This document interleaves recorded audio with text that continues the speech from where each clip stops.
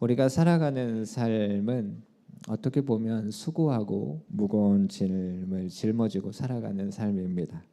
그래서 저희가 이제 교회에 올 때 서로 인사하고, 저도 이제 교회 오시는 분들 인사할 때 일어나서 인사합시다 할 때 한 주간 수고 많으셨습니다 이런 인사하는데, 우리 옆에 분들에게 한번 인사해 볼까요? 수고 많으셨습니다.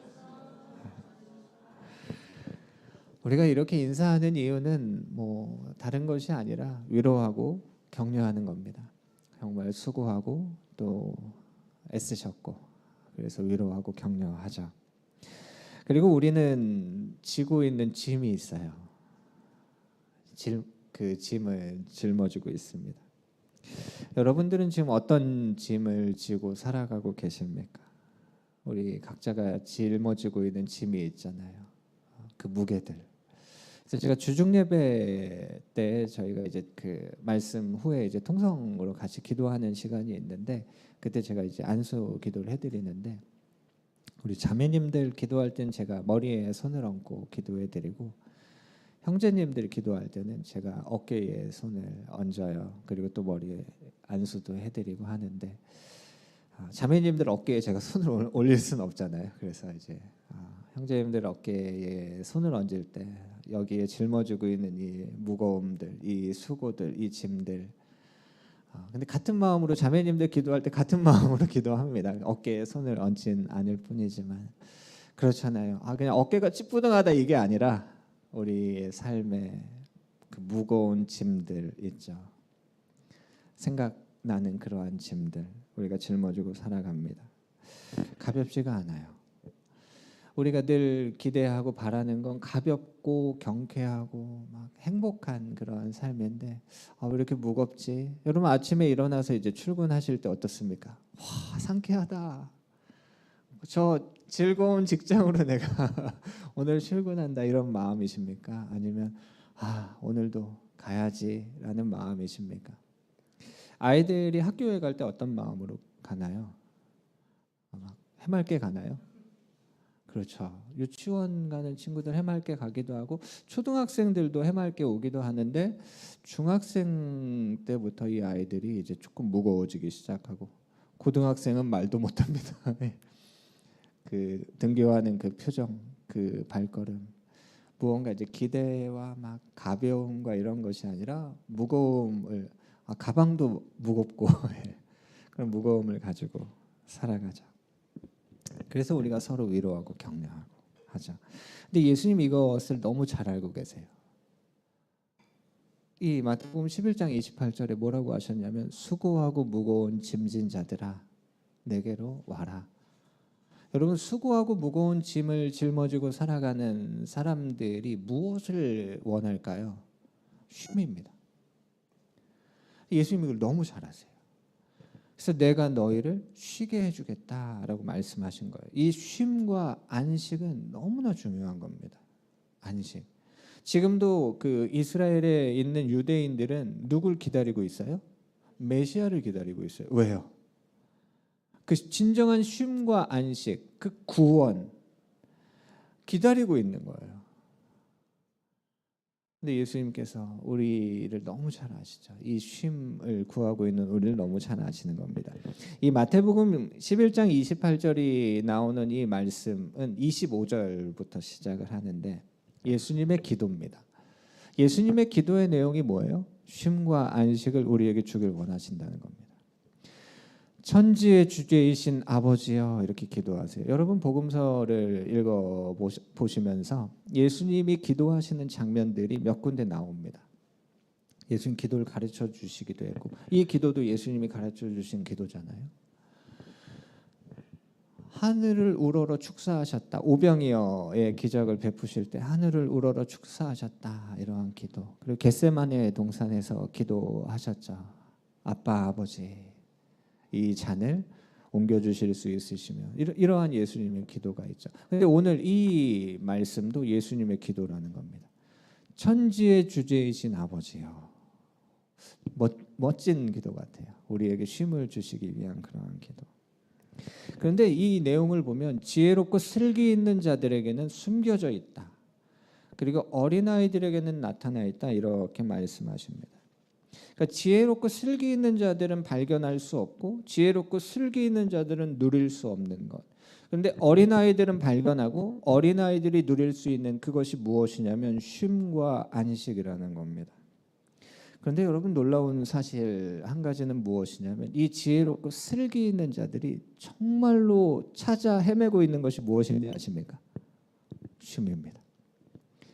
이들이 쉼과 안식을 찾아 헤매고 있고 정말로 무엇보다 쉼을 얻고 싶어하고 안식을 누리고 싶어 하는데 이들은 숨겨져 있고 감춰져 있고 발견하지 못하고 누리지 못하고 있다는 겁니다. 마태복음 12장으로 이어지는 그 말씀의 내용도 이 안식에 대한 내용이 이어집니다. 예수님이 안식일에 밀밭 사이를 지나가실 때 제자들이 배가 고팠습니다. 배고프신 분은 없으시죠? 계신가요? 배고프신가요? 배가 고팠는데 밀밭 사이를 지나가니까 밀을 잘라서 그것을 비벼서 먹었어요.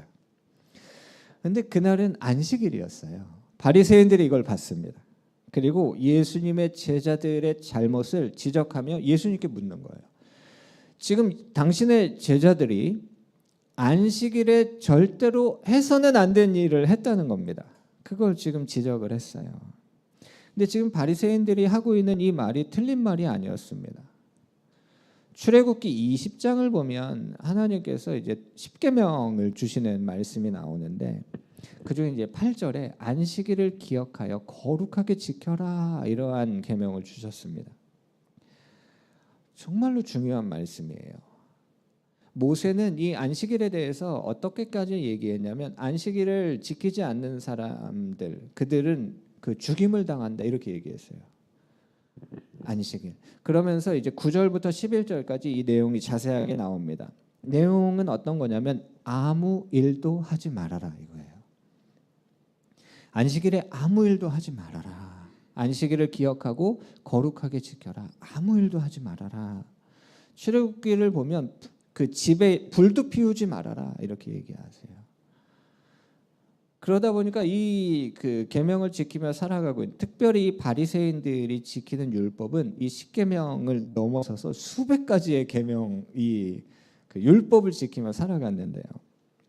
그러니까 이 안식일이 얼마나 중요하냐면 하나님께서 이 친히 돌판에 새겨주신 계명이고 이 10가지의 계명 하나님을 어떻게 따라야 되는지 이제 이게 4번째 계명이잖아요. 이것에 대해서 이들이 너무너무 중요하게 여기고 있는 거죠.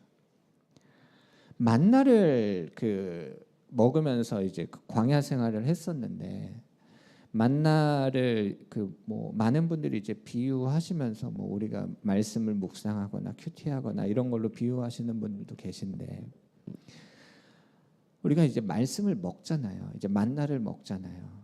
근데 만나를 먹는 방법은 무엇이었냐면 이른 아침에 나가서 해가 뜨기 전에 하루 동안 먹을 만나를 거두라고 하는 거예요. 이른 아침에. 어제 이제 남성교회 새벽 기도가 있었는데 이른 아침에 이제 기도하러 오셨잖아요. 힘들죠.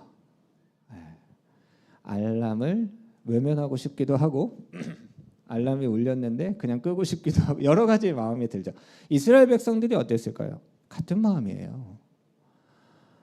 이른 아침에 알람이 울려요. 이때는 알람이 없었지만 이른 아침에 이제 하루 동안 먹을 만나를 거두러 나가야 돼요. 근데 그걸 매일 해야 돼요. 얼마나 힘듭니까? 그래서 일주일치를 한 번에 거두자.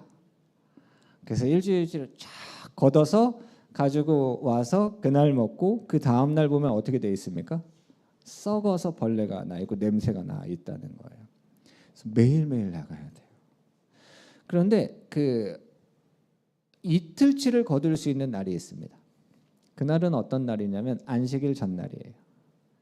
안식일 전날은 안식일 때 먹을 것까지 이틀치를 거두게 하셨어요. 그러면 놀랍게도 그날 먹고 그 다음 날 만나가 썩지 않았어요.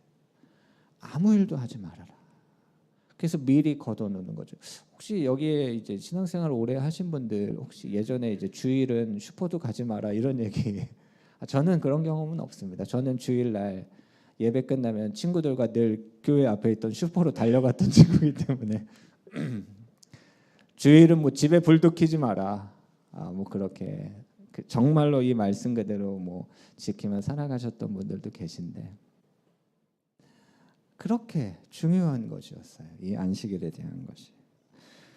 그러면 예수님이 이 바리새인들의 얘기를 들으시고 어떻게 해주셔야 되냐면 동의를 해주셔야 돼요. 맞다.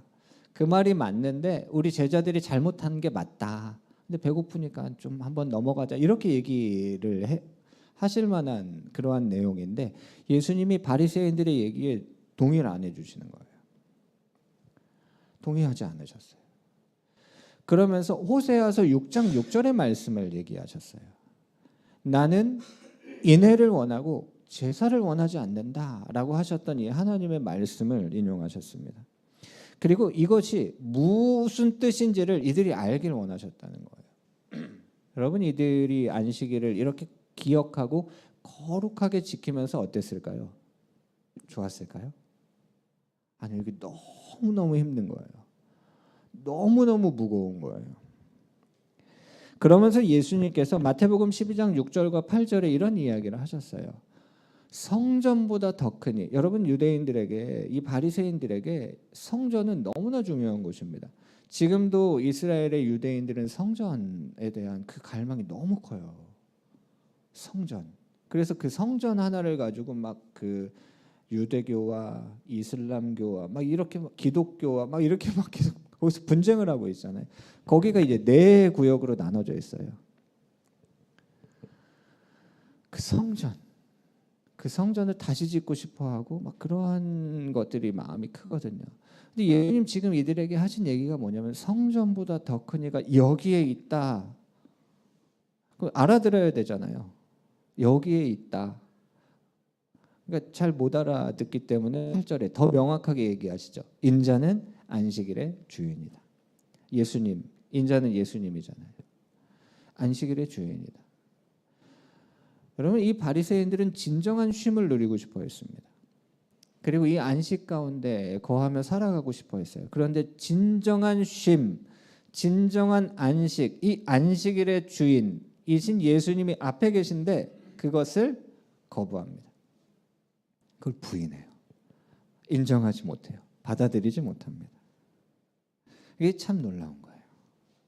안식일은 예수님에게 너무 중요한 날이죠. 안식일은 바리새인들에게도 너무 중요한 날입니다. 이 마태복음 12장 말씀이 계속 이어지는데 예수님께서 그곳을 떠나서 이제 회당으로 들어가십니다. 회당에 갔더니 한쪽에 이제 손 마른 사람이 있는 거예요. 근데 이들이 이제 예수님을 어떻게 고발할까 생각하고 있는데 예수님이 어떤 분인지를 너무 잘 알고 있어요. 이게 참 놀라워요. 예수님을 지금 싫어하고 예수님을 어떻게 하면 끌어내릴까라고 하는 이들이 예수님이 어떻게 행동하실지를 너무 잘 알고 있다는 거죠. 그래서 고발할 근거를 찾기 위해서 이 병든 자를 고치는지 안 고치는지를 보고 있는 겁니다. 예수님 어떻게 하셨을까요? 이들은 지금 예수님을 함정에 빠뜨리고 싶어 합니다. 근데 이들의 예상과 너무 다르게 사실 함정이라고 하면 피해가거나 이렇게 그것을 통쾌하게 막 깨트려야 되잖아요. 근데 예수님은 너무나 단호하게 고치십니다. 어떻게 보면 이 함정을 파고 있는 사람들이 놀랄 정도예요. 이 사람을 고치셨어요. 다른 복음서를 읽어보면 같은 내용이 있는데 이들이 어떻게 얘기하냐면 6일이 있지 않냐? 왜 안식일에 고치냐? 다른 6일에 고치면 되지 않냐? 이렇게까지 얘기했다는 거예요. 그러니까 내일 고침을 받으세요 이런 거잖아요. 고통을 하루 동안 더 갖고 있어도 되잖아요.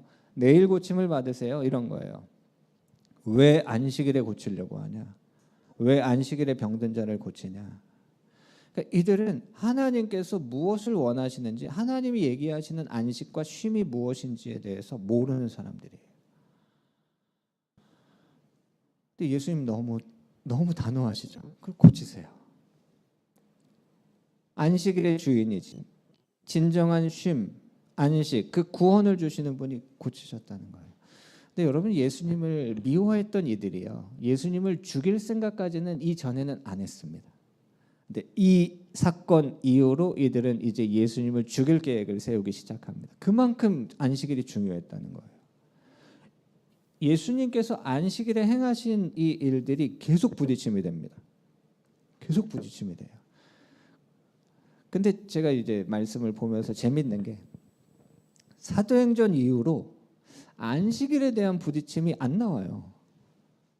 근데 예수님은 마태, 마가, 누가, 요한복음에서 계속 안식일에 대한 부딪힘의 사건들이 있거든요. 제자들은 없었던 것 같아요. 일단 기록된 성경의 내용상은 없습니다.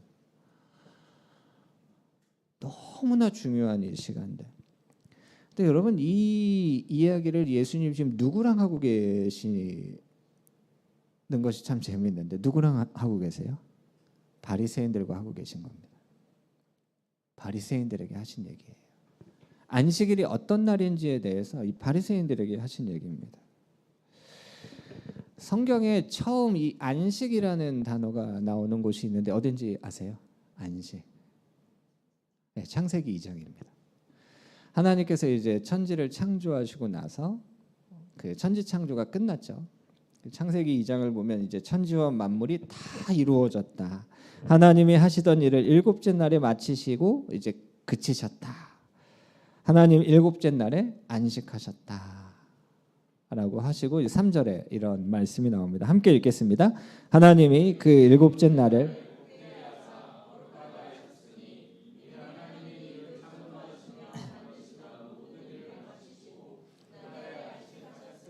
아멘. 여러분 근데 재미있게 이 말씀은 누가 안식하셨다는 겁니까? 그렇죠. 하나님이 안식하셨다는 겁니다.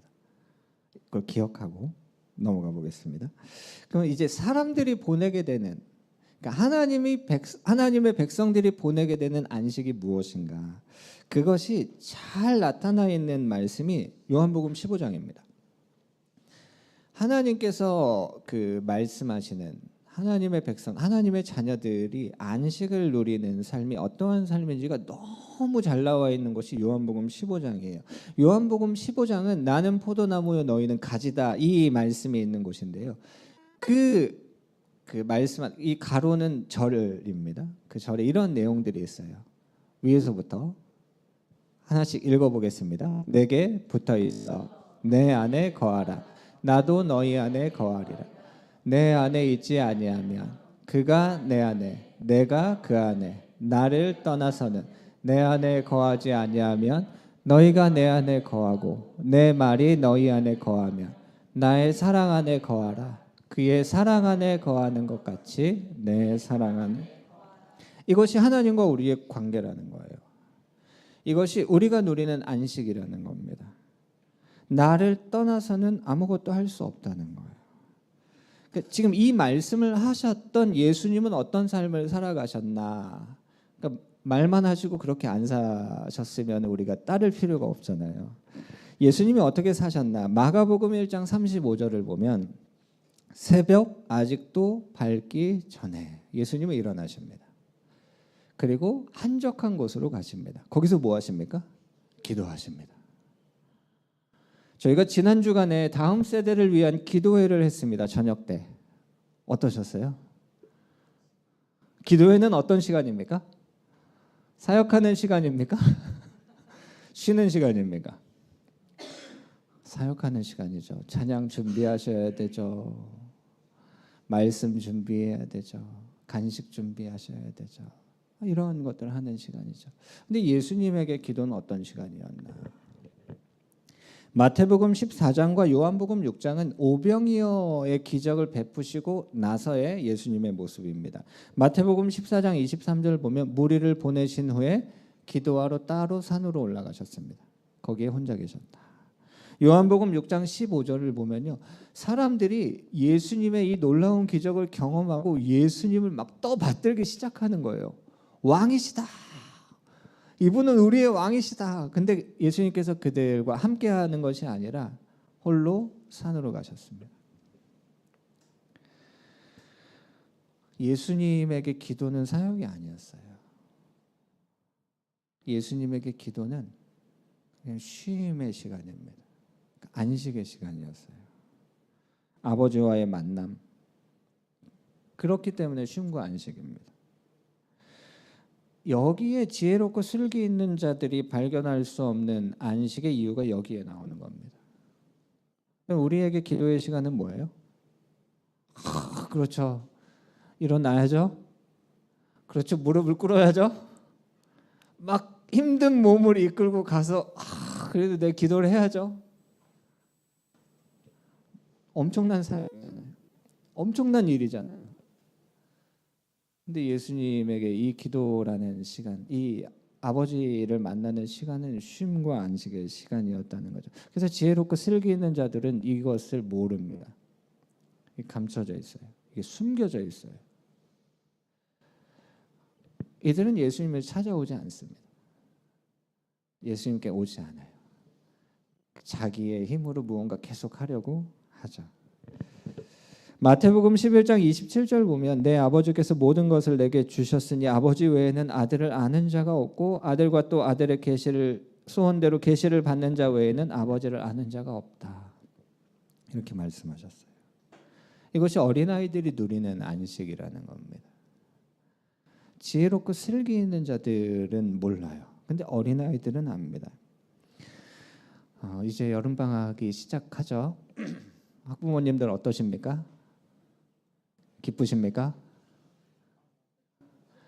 방학이 시작하면 아이들은 집에도 오래 있죠. 방학 때 아이들은 엄마 아빠를 더 많이 찾죠. 저희 아이들은 어떨까요? 잘 안 찾습니다. 컸어요. 찾는 친구는 1명이고 안 찾는 친구는 2명입니다. 방에 들어가요. 문을 닫아요. 혼자 있어요. 좋아요. 그게 쉬는 거예요. 컸어요, 애들이. 정말 컸습니다.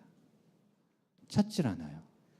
뭐 하는지 문을 열 때 담대함으로 열어야 됩니다. 궁금해가지고 문을 열고 싶은데 담대함으로. 그래서 놓고 이렇게 하고 문을 열어보자. 뭐해? 근데 그 차가운 반응을 제가 경험하고 알았어 하고 문을 닫죠.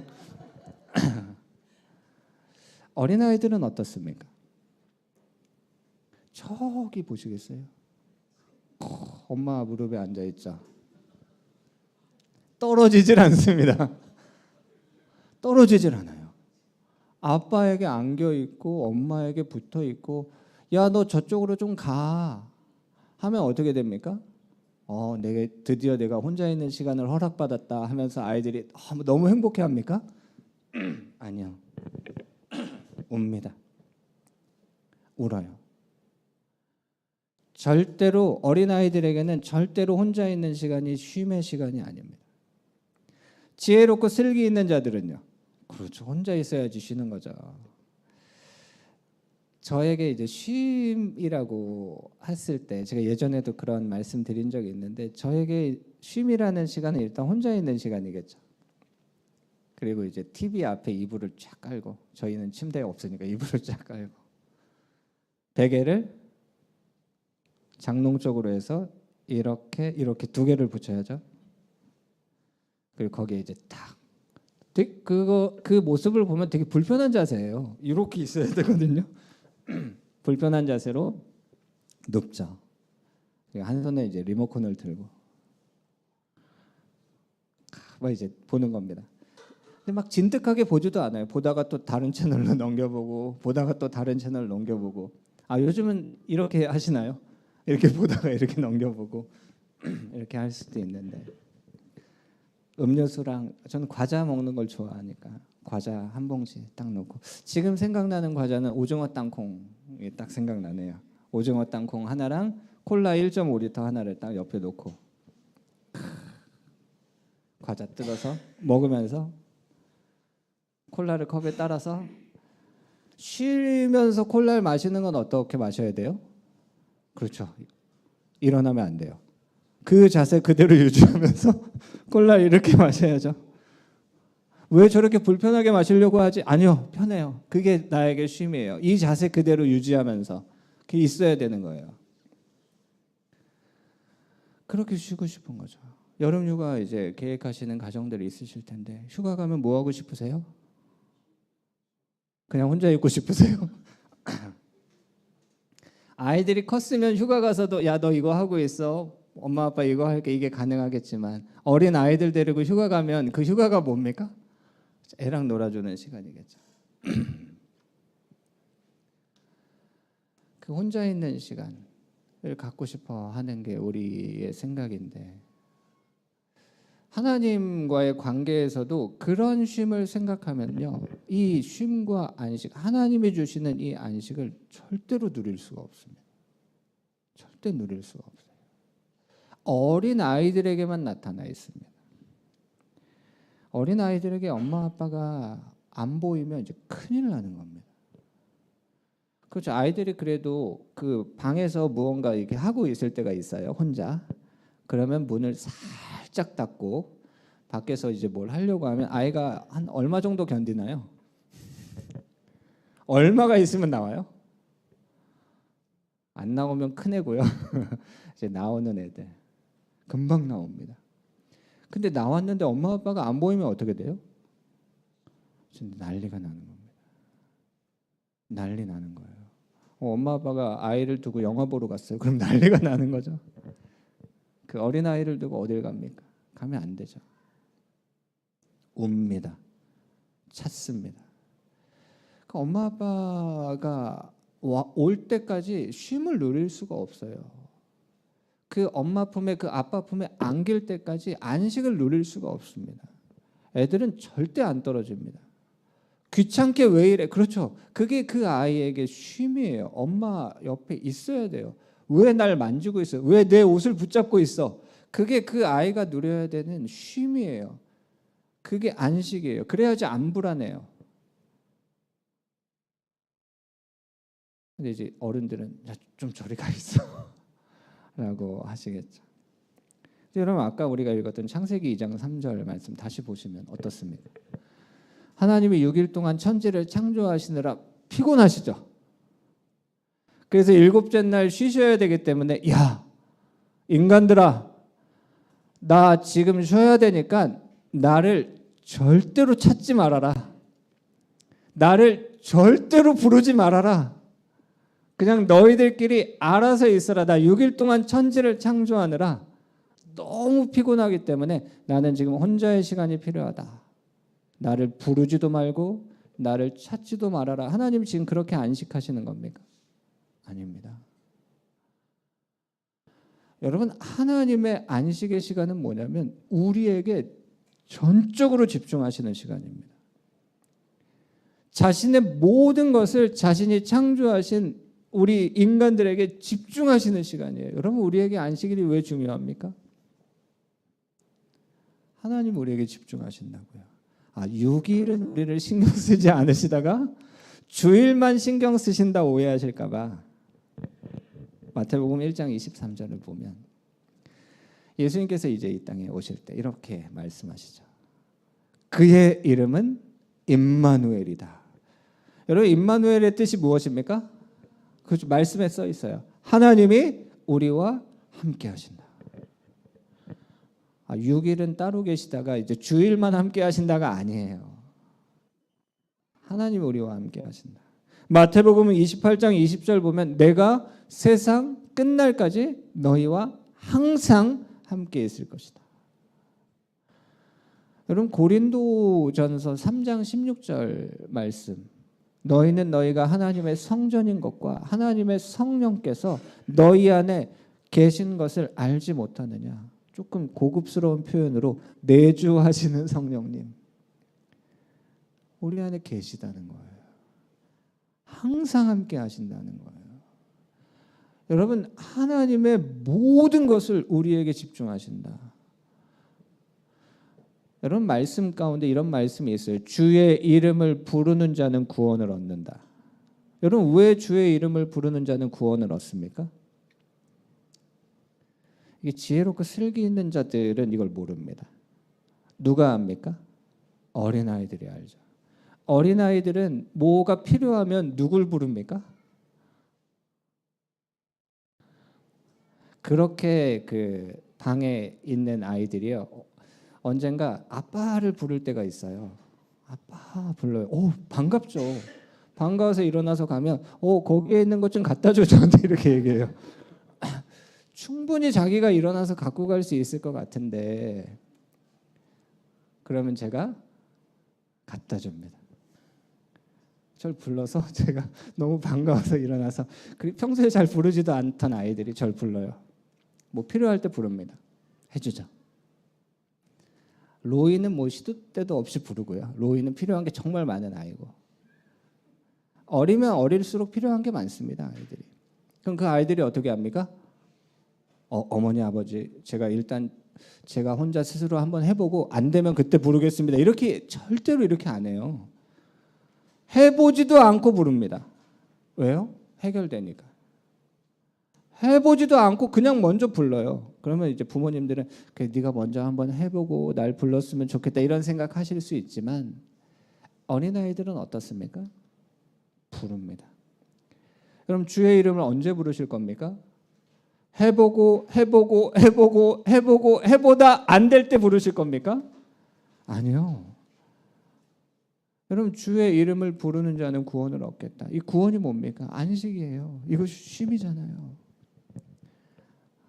네, 일단 하나님 잠깐 계세요. 쉬고 계세요. 제가 일단 한번 해보고 안 되면 그때 도와달라고 할게요.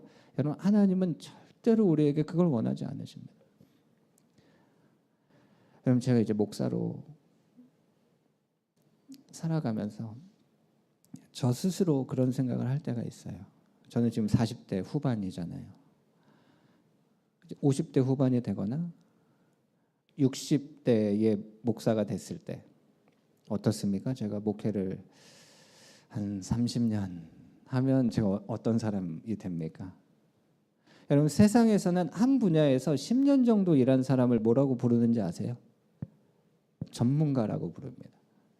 한 분야에서 10년 정도 일한 사람을 전문가라고 불러요. 그럼 제가 2004년부터 사역을 시작했거든요. 20년이 넘었잖아요. 제가 전문가죠. 아닙니까? 되게 의심하는 표정으로 절 보고 계신데. 임성훈 간사님과 한진희 간사님이 저희에게 계시잖아요. 그분들이 이 유치부와 학생부와 청년들 이 사역의 전문가세요. 의심하지 마세요. 이런 사역자 어디서 못 구합니다. 예수전도단에서 유치원 사역, 그리고 초등 사역, 그리고 대학생 청년 사역을 지금 10년 넘게 해오시는 분들이에요. 전문가입니다. 수련회 보내실 때 걱정하지 마세요. 정말로 이런 전문가들이 없습니다. 제가 앞으로 10년, 20년 더 이제 목회를 하면서 그렇죠. 더 지금 20년 정도 됐는데 이제 30년 사역하고 40년 사역하면 제가 얼마나 전문가로 사역을 잘하겠습니까? 그래서 하나님 도움 필요 없으면 어떻게 됩니까? 큰일 납니다. 큰일 나요. 이 정도 했으면 이제 내 힘으로 할 수 있다고 생각하기 시작하면 그때부터 큰일 납니다. 제가 오늘 이제 교회에 오는데 그 마음이 너무 절박한 거예요. 하나님 저는 오늘 주님의 도우심 없이 이 자리에 못 섭니다. 다음 주도 그렇게 있어야 되는데 10년 후에도 그렇게 있어야죠. 아까 남성호 집사님 찬양이 입에 안 붙는다고 같은 마음이죠. 주의 도우심 없이는 제가 이 자리에서 어떻게 주님 이 찬양을 인도합니까? 하나님 없이 해보다 넘어졌을 때 주님을 찾기도 해요 저희가. 그런데 해보는 동안 우리가 쉼과 안식을 잃어버린다는 겁니다. 빼앗긴다는 거예요. 어린아이들은요 그냥 부릅니다. 그냥 불러요. 가장 먼저 부릅니다. 주여 아버지. 그렇게 살아가는 걸 원하시는 그 주님의 마음을 우리가 알아야 됩니다. 나는 인애를 원하고 제사를 원하지 않는다. 이것이 하나님 마음이에요. 수고하고 무거운 짐진 자들아 다 내게로 오라. 내가 너희를 쉬게 하겠다. 여러분 이 말씀을 우리가 붙잡고 살아가길 원합니다. 주님 일단 제 힘으로 해보다가 안 되면 그때 제가 주님께 갈게요 라고 하지 마시고요. 그러면 그동안 우리가 얼마나 힘듭니까? 오늘은 쉽니다. 내일도 쉬고요. 주 안에서 우리가 그러한 안식, 그러한 쉼을 누리기를 하나님은 누구보다 원하십니다. 어떻게 보면 우리의 그 상황이 똑같을 수도 있어요. 어떤 분들은 지금 하던 일들을 좀 내려놓으셔야지 그 쉼을 얻을 수 있습니다. 제가 그걸 부인하는 건 아니고요. 그런데 어떻게 보면 상황과 이러한 어려움이 똑같이 있는데도 쉼을 누릴 수 있다는 거예요. 안식을 누릴 수 있다는 거예요. 하나님이 주시는 세상이 줄 수 없는 그 평안을 하나님 우리에게 주길 원하십니다. 우리가 부르면 됩니다. 아버지, 주여, 수고하고 무거운 짐을 지고 갑니다. 주님, 저에게 쉼을 주시옵소서. 주님께 배우길 원합니다. 주의 뜻대로 살아가길 원합니다. 그때에 우리의 마음이 쉼을 얻게 된다 하셨습니다.